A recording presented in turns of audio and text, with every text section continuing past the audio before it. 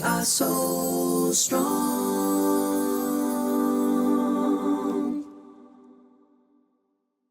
Hey everyone, welcome back to another episode of the Soul Strong podcast. We are in part 2 of our forgiveness chat. Yes. Which it was such a good chat that we had to split it up. There was so much to unpack. Yeah. And there's still so much more to unpack. So much. I can't believe there's more. I feel like we did so much already. And I can't believe I thought we could fit it into one episode. Yeah. Or I might have said that. I might have been like, we can just do this over 2 parts. It's fine. Yeah. But we're on countdown to the end of the year now. Can you believe that? I know. It's happening so fast, as it does every year. Nothing's new. I feel like it's like the deal with daylight savings, how we're shocked every year about daylight savings. Like, oh my gosh, it's 7:30. Like we didn't already know. It's the same thing with like, it's November already. Yeah. It's December. I can't believe it. Just every year it comes and it's a huge shock, but we are moving through. Yeah. And I think it's different. Like you'll find this next year. It's different with the last child that you're going to have as well, I think.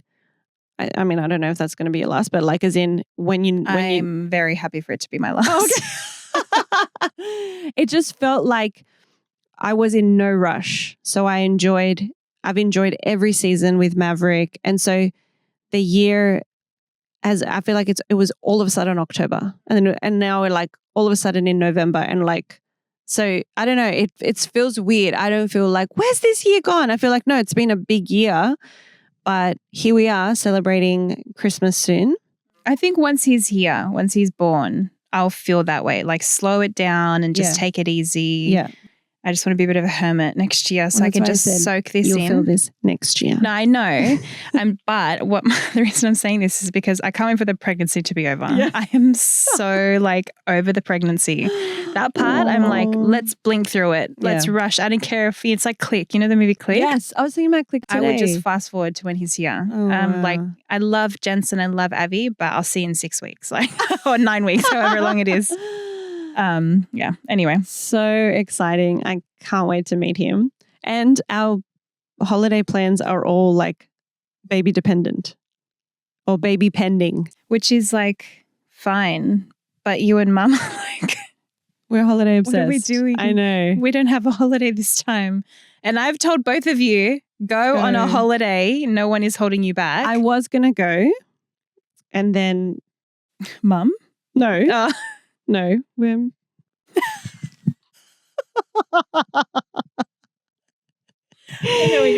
there's a shift happening and so that's altered my plans as well and the timing is just not ideal, but it is what it is. So it's a big season of change over the next couple of months. Yeah. 2 or 3 months, I would say, for probably everyone in our family. Like we're all going through.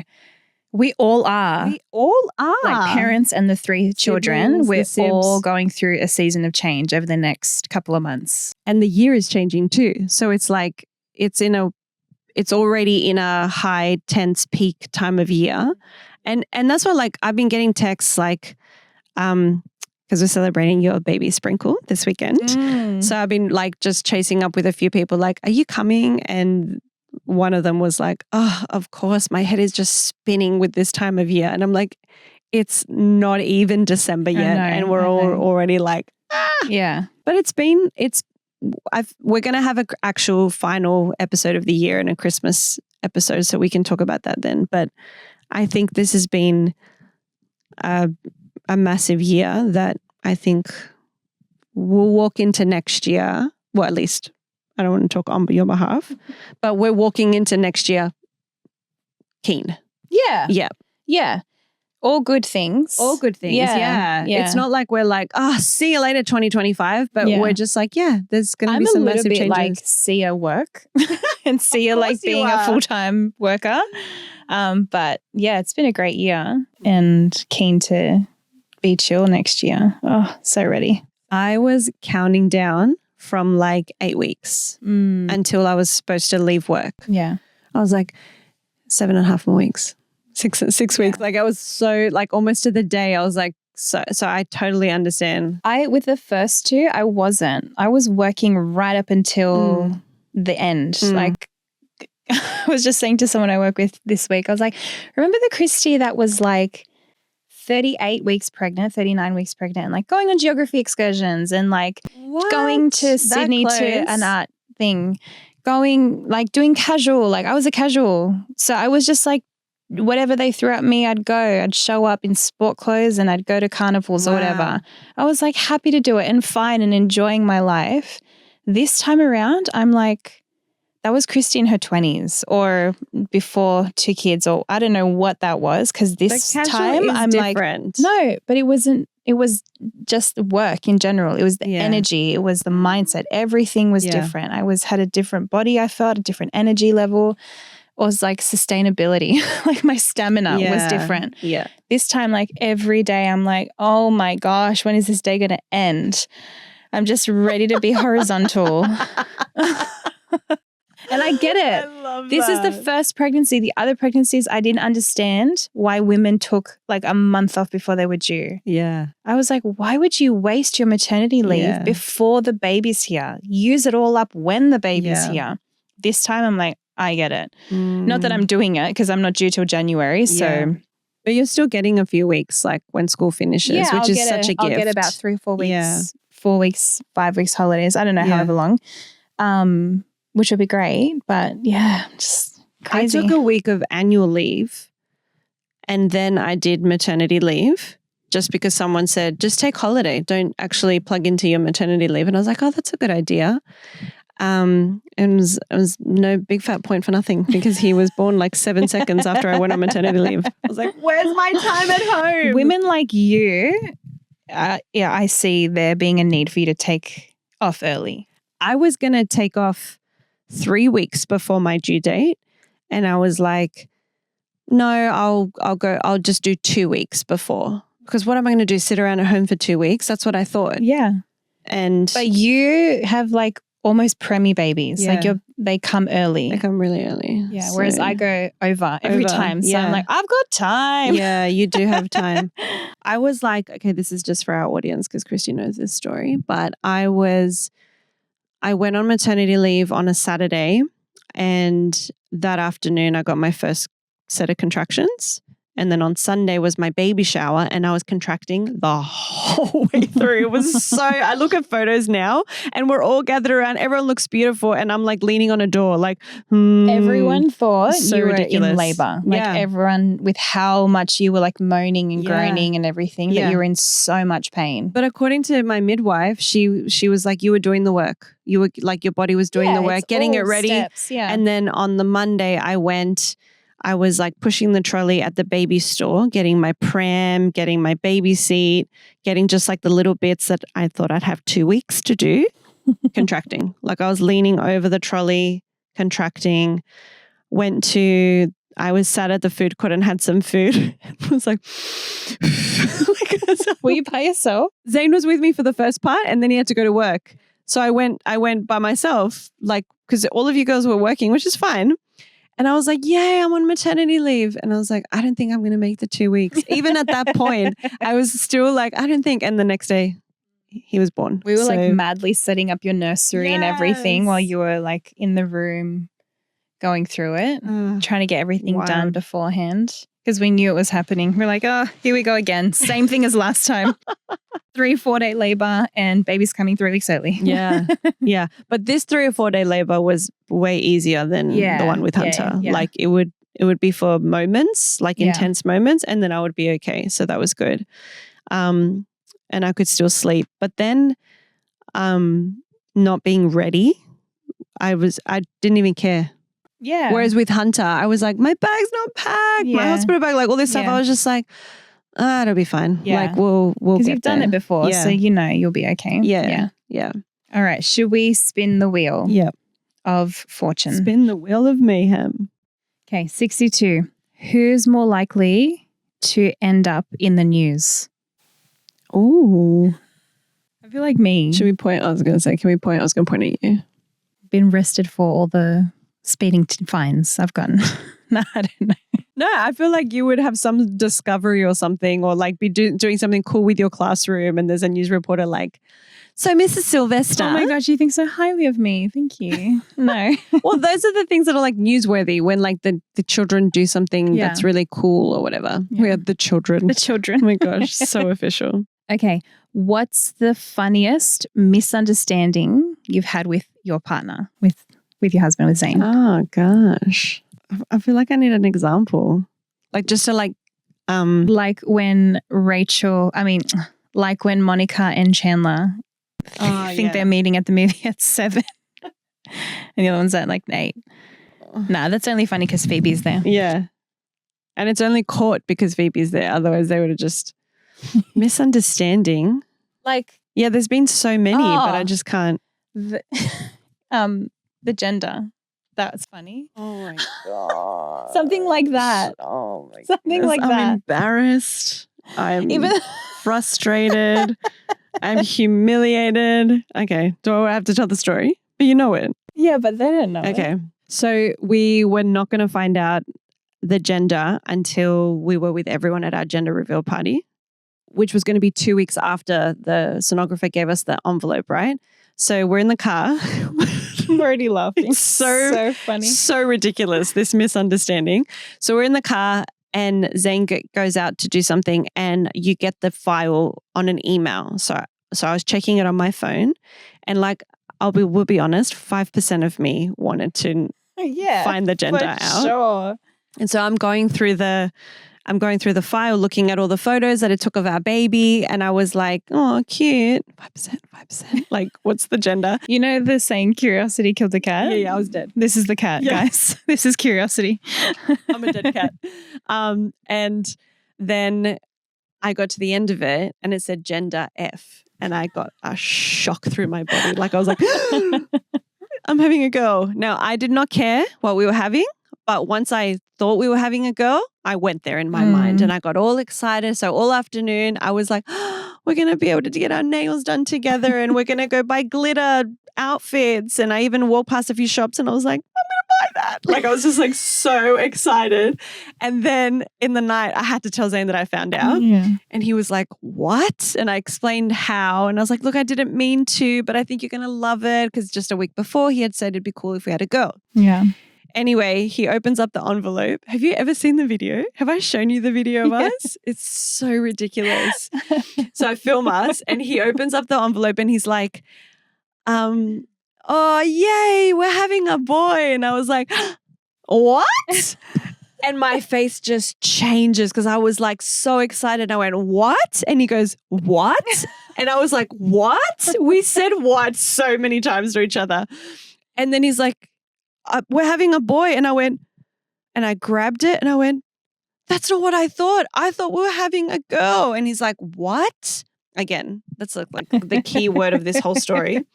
And he goes, how? So at that point, I stopped the recording. Because I was like, I had to, so I pulled out the email and I showed him. And I went, that's what I read today.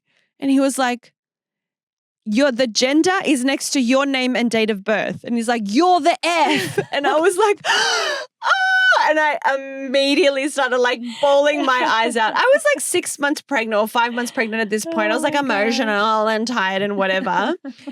But the fact that he was like, you're the F. The F and I was like, babe. I'm the F. I'm the female. And I go, why do they have to tell us that? Clearly, my gender is female if I'm having the baby. Why do they have to put it in there? Because it's a medical document. Yeah. They always put that in there. We had a boy. Yeah, true. That's a Oh my gosh. massive misunderstanding that we had. Funny. That is so funny. But lucky that we did that because otherwise I would have just told the balloon person we're having a girl. yeah. Oh my gosh. Literally. If That's I hadn't so have actually true. gotten him to open the Yeah. envelope, I would have said we're having We a would have girl. all been We cheering. all would have been cheering. We would have been getting ready for a girl. And I would have popped out a boy. What No, about that? you would have found out at your 20-week scan. They would have looked at the genitalia there. That was at my 20-week scan, was when all this happened. I thought you took the harmony test. That's how you found out. I did later, but that's because of the tests that I had to do. That is so funny. Yeah. No. I found out because we were at the 20-week mark. Oh my gosh, the whole time. I mean, probably at one of the scans, they would have said, do you know the gender? And we would have been like, yeah, whatever. Yeah, it would have come out before baby was born. But oh my gosh, thank God you found out. I always say, this has been my motto in life, I'm pretty switched on with most things. And then every so often something slips. So that was one of them. I feel like we are switched on the other different things, sides of each other. Like the stuff you miss, I would never miss. Never. And the stuff that I miss, you would never miss. Never. Yeah. Never. In 1,000 years, never. All right. Should we get into it? Okay. Yeah. Okay. Let's dive in. Shivers. So let's recap if you haven't watched part 1 of this episode, which I would recommend. Go back and watch it. Yeah. Hit the pause button and go and watch it because it's really important. But we are talking about forgiveness, and talking about forgiveness has brought up a couple of things. One of them being like understanding what does that actually mean? How is it viewed in the Lord's Prayer, where you are sent away or released in peace after forgiveness has happened, and how we are able to forgive people because we understand the power of forgiveness because we've received it from God. Yeah. Which I think is a game changer. Yeah. And then we talked about what unforgiveness does to us. So what does it do to us emotionally, but also physically, that it actually can cause blocks in our faith, and it can even affect us. We can be stewing on things. It can cause us anxiety, stress. It actually has a physical effect on our body. And it affects us more than them. Yeah. We've mentioned how sometimes people don't even know they've hurt you. Exactly. And they're just walking around free as a bird, and we're the ones who are paying the price for our unforgiveness towards them. Yeah. And the fact that we're carrying that on top of our life, it's just too much to carry.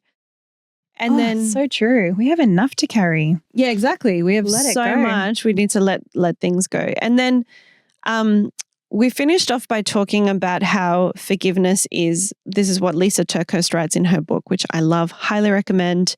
The book is called Forgiving What You Can't Forget, that forgiveness is both a decision and a process. So it can be that instance of, okay, I forgive you, and then we're going to walk a journey of forgiveness as well, which I think is really important because our feelings don't always back the decision to forgive. I know certainly for me, I've forgiven when I don't feel like it. And there are other times when I have been like, okay, now I feel like I can forgive.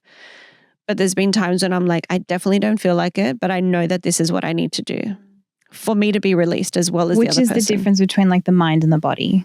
It's just reminding your body, no, I've forgiven them, and letting the body catch up with the decision you've made. Yeah, that's very true. There's energies that we store in our body. Well, I was with my friend last month, and she was telling me that, I mean, I knew this story already, but I didn't know this part, was her father passed away when she was 4 years old. She was 4, they had a 2-year-old, and the mum was pregnant with the 3rd. And when the mum found out, she got such a shock through her body that it caused an effect on the baby. Yeah, trauma in the womb. Right. Yeah, totally. And so there's things that we're storing that is affecting so much. And imagine if we're cautious about that when we're growing a human, it's still affecting us when there's no human there. We still need to be careful of what our body is storing. Yeah.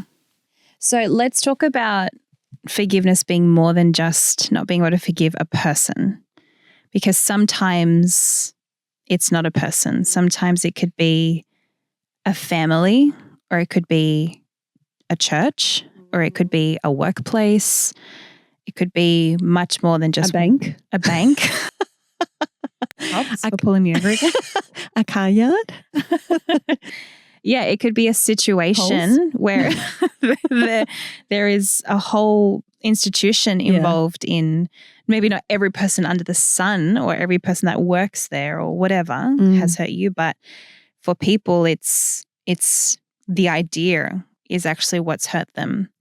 Yeah, and I think it's important to understand that that forgiveness can be to multiple like situations. I remember a pastor got up one day at church and she said, I know that there's a lot of church hurt that's happened and a lot of people are seeking and needing forgiveness. And she was like, and if it's this church, I'm so sorry if we've caused you pain. And then she said, and I think I might have quoted this already in another episode, so forgive the repeat, but she said, but we deal with people, like as in everyone, we deal with people every single day. If we were to carry the hurt of everything that we've gone through, and she was like, we just don't have time to carry all of that. We need to get rid of, like, we need to get better at letting things go. And yeah, I understand church hurt. I understand work hurt, like, family hurt. There can be so many elements to it. But I think it's also a sense of maturity maybe of us trying to carry or trying to figure out, okay, what do we carry and what do we have to let go of? Because it's actually affecting so many other areas of our lives. This quote I feel is like a tale as old as time. I've heard this my whole life, but I've never heard anything that rings any more true when it comes to forgiveness. So Marianne Williamson said, unforgiveness is like drinking poison yourself and waiting for the other person to die. I think I actually heard this quote first from you when I was like a teenager, like young. My whole life I've always known this and I've used it. And I'm pretty sure you were the one who first, like in a sermon or something, you said it one day. And it's so true. It's like what I said before. You are literally damaging yourself and hurting yourself, which goes back to the point we made in the first part of this, part 1, part 2, when I said that, I've gone blank, sorry. The point I made in the first part of this, part 1, part 2 series where, oh my gosh, I lost it again. Okay, hang on. What is the point? I lost it again. I'm like watery. It has to be. When God asks us to do something. I could see it. The way you were looking away. Oh, all right. The point is this, that when God instructs us to do things in the Bible, it's not just because it's good for the others. No, it's not just good for them. It's good for us too. Yeah.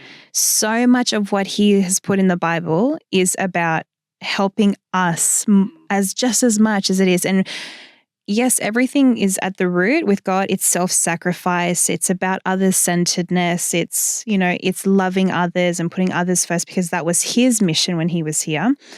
But really, this whole idea of the poison, he's like, you're going to hurt yourself more. So don't just forgive because I said it's good and it's the right thing to do. Forgive because it's good for you too. Yeah. Because you're not going to walk around with this burden anymore. He knows what's best for us. It's so important to understand the heart of God in this situation. Yeah. Thank you for bringing that up because it changes the perspective. Yeah.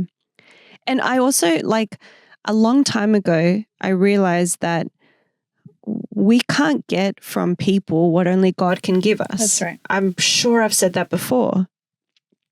Because whatever institution or church or family, whatever has hurt you or the person, they are also made up of human beings. So they are also walking a broken road like we all are. And yet, when we don't get closure from someone and then what if they do say sorry? Does that change the circumstances? No, it doesn't always change the circumstances. So we might be looking for something from people that it'll never happen from them, but yet God is able to seal our hurt with peace and with love and with the ability to grow from that and become stronger from that. And yeah, I'd 100% think that there are times when people need to say sorry or people need to say, okay, this was a wrong and we need to make up for it. I'm not saying that we don't have to do that, but sometimes we're so seeking after what another person can never give us. Yeah. But yet with God, he doesn't just I want to say this right. God doesn't just fix the problem. He actually elevates us to a place where, oh, okay, we've gained wisdom, we've gained love, we've gained perspective. We can grow from this situation. It doesn't just have to annihilate us. Because that's who he is. Yeah. He doesn't just leave you where you're at. He's always about, but let's go further. Let's go further. Let's go further. Yeah. Come to me and then go and sin no more. Like he's not just like, okay, you're forgiven. Cool. He's like, now be better. Yeah. So in that process, he's not just trying to help us heal from something. You've said it. He's actually going, I'm going to take it, I'm going to renew it, and I'm going to make it better so that you can be better, so that you can be more in this world and you can have a better life. Yeah, it's so true. And also, you may never get that satisfaction of an apology. You may never have a resolution from something. And that, I think, is another reason to really explore this, because sometimes all you can get from it is healing, not necessarily an apology. Yeah. That happened to me a while ago, where I realized that, okay, these people, I can't get something from them. Even if I ask them, or even if and the opportunity did come up, and I was like, no, I knew that this was a God problem. This was something that God had to heal inside my heart.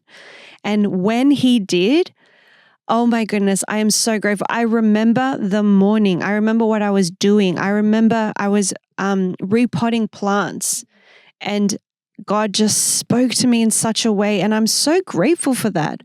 And it healed me in such a beautiful, I'm not saying that I walked away and I was like, yeah, we're great.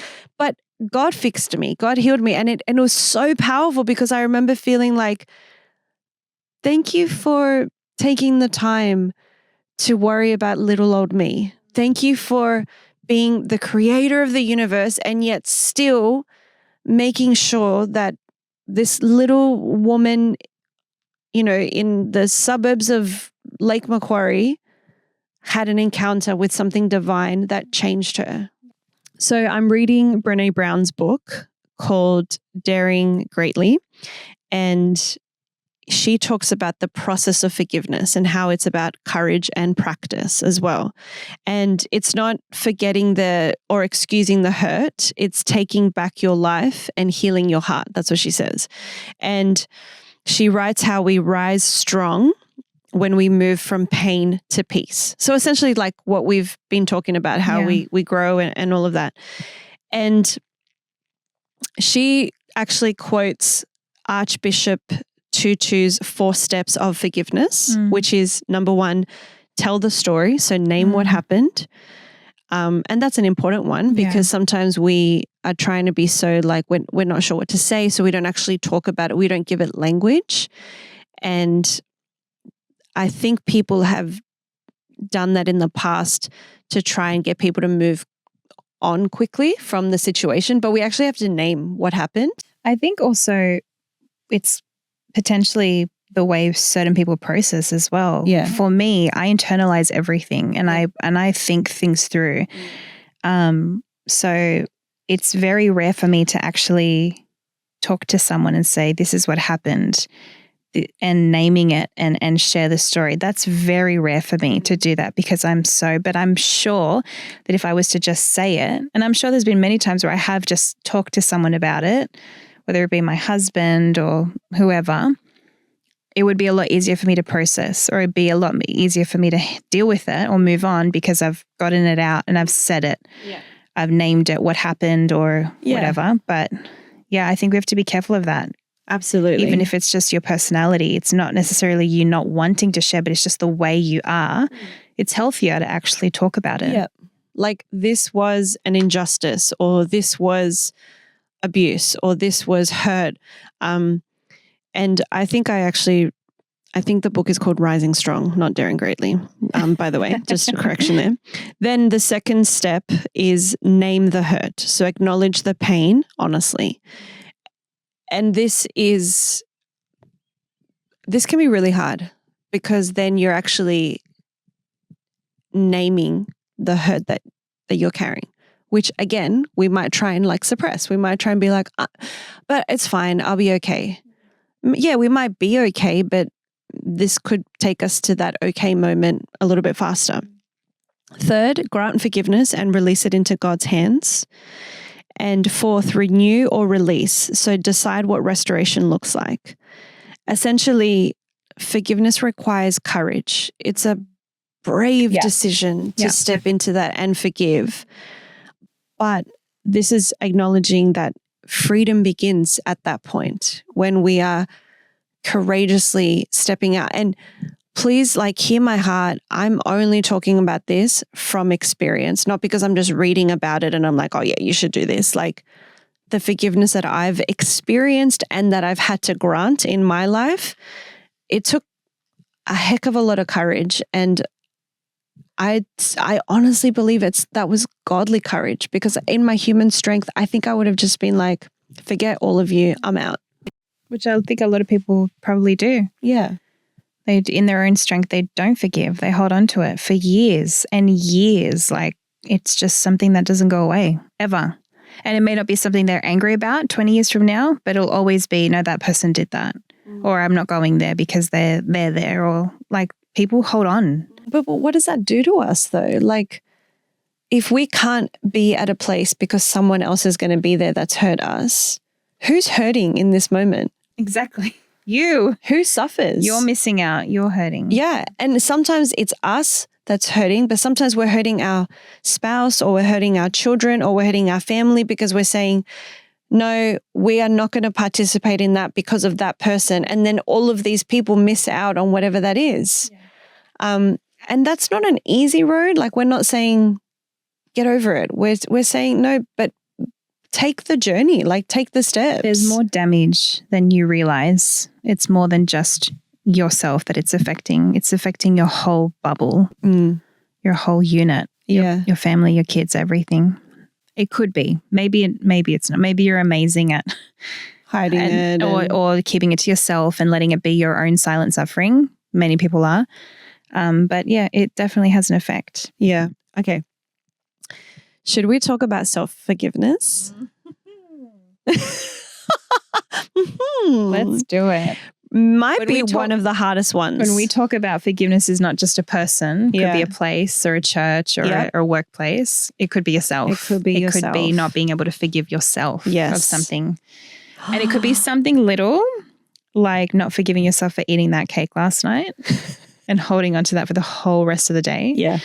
Or it could be something big, like you spoke from emotion and you hurt someone, or you had that fight with someone, or it could have been something that happened 5 or 10 years ago that you just can't let go, and you bang your head against the wall because you're just like, why? Why did you say that? Why did you do that? Why were you so impulsive, or whatever it is? Forgiving yourself is huge, and it's so important too. Why? Why is it important to forgive yourself? If no one else was to know that you're still holding on to it, or if it's something you're embarrassed about, or it's something that you regret doing, why go there? But sometimes people do know that about you. And I think that would be the shame component, is that you feel like you might have let other people down, or their image of you has been tainted because of it. But if no one knows, if it's just you, why do we hold on to it so much? I wonder if, and I'm just thinking of the things that I have struggled to forgive myself about. Mine have been like character traits, like things that are just who I am, and it'll come out and I'm like, I'm so ashamed of that. So whether it's warranted or not, that doesn't even matter. I did something, or I said something, or I allowed a piece of me that I've tried to, control and tame. I've allowed that to come out, and then I feel really stink about that. I feel like that could be everyone though. I think that's half of what ruminating is. When you're ruminating before you're going to sleep, or when you're in the car, you're usually ruminating about something you did. Well, that's my experience anyway. Yeah. You can sometimes be going over a situation or a scenario that what someone else said, and you're playing the argument out in your head, or replaying what someone else has done. But half my battles with ruminating is I'm going back to all the things I've done that I'm feeling like, ugh, why did you do that? Or why did you say that? Or how awkward or how whatever. Yeah. Yeah, absolutely. And I think we're just trying to highlight that it's fair enough because we all do things that we're not proud of. But if we, and it's something that in a previous episode we had Paul Borges come on, that he said, we accept the love of God we know God loves everyone, but we don't always accept that God loves us. And I think it's the same thing. Like we accept that God can forgive people. God can even forgive us for what we've done, but we can't forgive ourselves. So why is it that we accept something from God and yet we're not willing to do the same thing that God does? We talked about that earlier, about how we want God to forgive us, but we don't necessarily forgive other people. But we don't always, like we can get into a little bit of a cycle of like, okay, God can forgive us because that's what he does. It's in his nature, but I can't forgive myself. I don't know how you forgive yourself. I don't know like what the process is for you to let go of things. But all I've experienced when forgiving myself is that I'm claiming that I'm a new creation in God and that I'm a child of God. That's the way I forgive myself, or I let go of things of the past or mistakes I've made or things that I'm not proud of. That's how I've ever gotten through it, or how I've ever forgiven myself, is just by claiming his identity over me, or what he calls me to be, the name he's given me. That's the only way I know. I don't see it any other way, because I've never done it any other way. Because it says his mercies are new every morning, that we are transformed into a new creation. That's what you said. And that we have to take up our cross daily and follow him, which means that there's a sense of we have to submit or surrender to the stuff that we've done that we shouldn't have done. I think for me, it's acknowledging what I've done wrong. That's my process of like, oh, I shouldn't have said that, or I shouldn't have done that, or I shouldn't have gone there. I shouldn't have gone to the kitchen at 11 p.m. when I should be sleeping. Shouldn't have eaten that chocolate. Yeah. But then like going back to those steps, like once we've acknowledged it, we've named it, then we actually need to grant forgiveness of like, okay, because that's what repentance is. Repentance is turning away from what the situation is.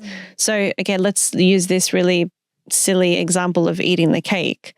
Like, if we're still buying the cake, or we're still making cake every day, we're facing that temptation every day to do something wrong. But repentance is saying, I'm not having cake in my house so that I'm not tempted to make that mistake again. I think we're kind of falling into the temptation line of things, but I think with forgiveness, we're trying to repent in a way that we completely do a 180 away from the situation. Yeah, that's right. And so, say for me, if I've lashed out on someone and I'm like, okay, I'm sorry, I need to apologize to them, and then I need to also forgive myself, and then get myself out of that situation.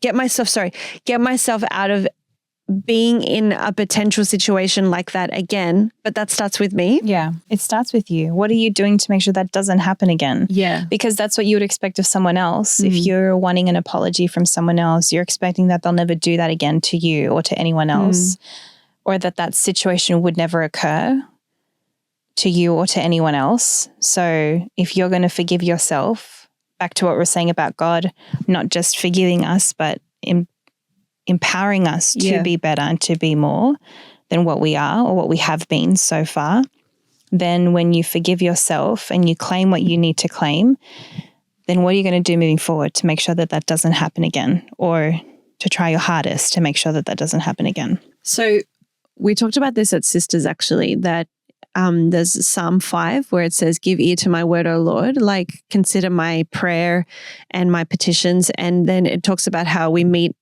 with God in the morning. And that would be my practice, that because I meet with God at a certain time and I'm literally asking God, set my heart right with you, like clean the slate. What is it that I'm walking into? What is it that I need to prepare my heart? I don't say those exact words every single day, but that's my attitude. Like, I'm reading this book because I want it to change me. I think that allows the transformation to be happening before we get to that moment where we're going to be like, I'm going to have to ask for forgiveness about this. Now, does me setting my heart with God every day mean that I never make mistakes? Absolutely not. But it gets me back to God quicker. And that's something that Mum has always told us growing up. What was the difference between David and Saul? And David had a heart that knew how to repent and knew how to ask for forgiveness. And I was just reading this morning the story of Saul when he sacrificed because he didn't wait for Samuel. Yeah. And when Samuel said, how foolish of what you've done, Saul didn't say, I'm so sorry, I should have waited. He was like, yeah, but, and then gave all the reasons why he went ahead and sacrificed instead of waiting. And it made me think of that again. Like the difference between David and Saul was the posture of the heart that they had, that David was willing to say, I'm sorry, and ask for forgiveness. Saul just dug his heels in and was like, yeah, but you got to know why I did it. And sometimes our why, that doesn't matter. Yeah. We've done it. The mistake has been made. And what's our heart about it? Okay, yeah. That's my bad. Like I shouldn't have done that. Yeah, totally. All right. I want to just end with a quote by Brené Brown, like a direct quote. So she says this: choosing curiosity and connection rather than walking away or shutting down, while painful, is choosing courage. The brokenhearted are indeed the bravest among us. They dared to love and they dared to forgive. And that really spoke to me because, again, going back to forgiveness being like courageous and being brave, but it's also choosing to still connect with someone, even though we've been hurt by people. Yeah. So it's not easy. It's not an easy road, but it's a brave one. Yeah. And it's a worthy one. Right. It's worth it. It's necessary. Yeah. Otherwise, our whole society will break down because everyone's going to put up walls and we're never going to be able to have human connections with people because we've been hurt. Yeah. So our prayer really is that this can be the kind of conversation that will instill, because it's definitely stirred things in us as we're talking about it, but will instill a sense of, okay, I want to be sent away in peace. I want to heal. I want to move on. I want to be able to walk into the next season of my life as a new creation, free, and not having to carry the baggage of my 38 years of life. Am I 38? You're 38, yeah. I watched a reel that says millennials, we don't know how old we are. And I so agree, because once you get to your 30s, you just don't know anymore. Yeah. Anyway, that's a tangent. But I don't want to be carrying my 38 years of hurt with me because it's too much. And I've got way more years ahead of me to be going through stuff that I want to be as free as I can. Yeah. And ready to walk into that. Oh my gosh. Why would you not want that? Why would you hold on to something if you could just be free instead? And I think that unforgiveness, there is a very real part of it that feeds our ego, that feeds our selfish desires, that feeds our I was right, or this is who they are. We are elevating our own status by not forgiving someone. That's all you're doing, because everything you're going around in your head, all the things you're saying, all the things you're repeating and replaying, you're just elevating yourself and making yourself feel better and justified. And that is the complete opposite of everything that Jesus is. So to be wanting to be like him, you have to forgive, because when you don't forgive, yes, we've talked about how it hurts you more than them and all of that, but you're also just really being greedy and holding on to something that's going to keep filling your woe is me cup instead of letting it go, because letting it go for a lot of people feels like letting them win or letting it win, and I've lost. And that's really hard. That's really hard to already have been the one that was hurt, and then on top of that, but you win on top. You know, that's really hard. And I've been in that situation where I've had to let it go, knowing they have won in this because I got nothing out of it. But in letting it go, in the long run, you're free. Which I would say that is the win. That's the win. Yeah. It's harder Freedom to see is it the though, win. because Yep. the immediate gratification is the unforgiveness. And that's what our whole world, our mentality, our mindset, social media, everything is about immediate gratification. And unforgiveness provides that. Sure. Pretty much everything that the enemy is employing provides immediate gratification. And almost everything that Jesus provides or gives us comes with journey and comes with learning and experience and trusting blindly and putting your faith in it. Of course, there are many times where I know Jesus has gone immediately healed or immediately released you of something. Absolutely. But more often than not, we have to wait for it. Yeah. Which I think is what sets us apart as Christians. A lot of things we have to be diligent, we have to endure more than someone who isn't, because we're chasing eternity. We're not chasing the immediacy of what here and now can give me. Yeah. So good. So good, Chris.